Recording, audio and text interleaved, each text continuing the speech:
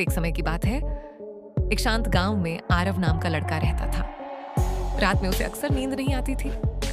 जब सब लोग सो जाते, वह छत पर जाकर आसमान में तारे देखता और सोचता, काश मैं भी इन तारों के बीच घूम पाता।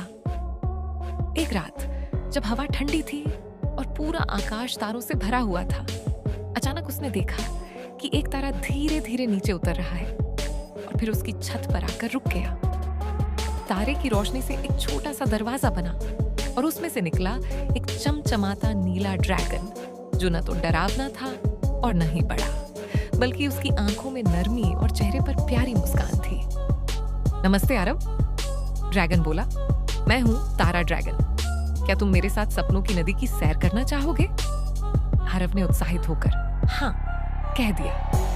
सपनों की नदी की उड़ान ड्रैगन ने आरव को अपनी पीठ पर बैठाया और एक झिलमिलाती रोशनी में वे आसमान की ओर उड़ चले। हवा में उड़ते समय नीचे गांव की बत्तियां छोटी छोटी जुगनुओं जैसी लग रही थीं। बादलों के पार निकलते ही उन्होंने देखा एक चांदी सी बहती हुई नदी जो तारों के बीच चमक रही थी। ये थी सपनों की नदी। इस नदी में हर किसी के सपने बहते हैं, ड्रैगन ने कहा। जो इसमें स्नान करता है उसे गहरी और मीठी नींद आ जाती है। आरव ने हाथ बढ़ाया। नदी का पानी हल्का हल्का चमक रहा था, जैसे छोटे मोती तैर रहे हों। उसने पानी को छुआ तो एक गर्म, सुकून देने वाली लहर उसके शरीर में फैल गई। उसकी पलकें भारी होने लगी। जादुई द्वीप की सैर ड्रैगन उसे नदी के साथ साथ उड़ाते हुए एक सपनों के द्वीप पर ले गया।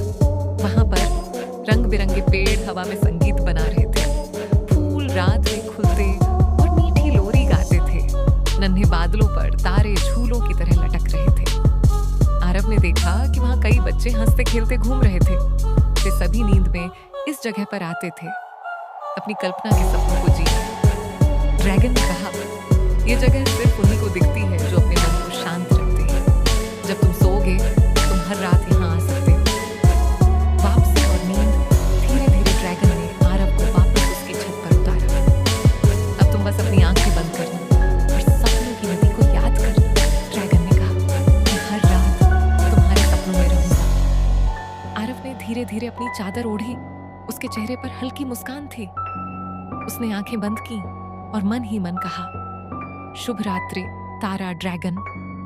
पलक झपकते ही वह गहरी मीठी नींद में चला गया और सपनों की नदी में फिर तैरने लगा।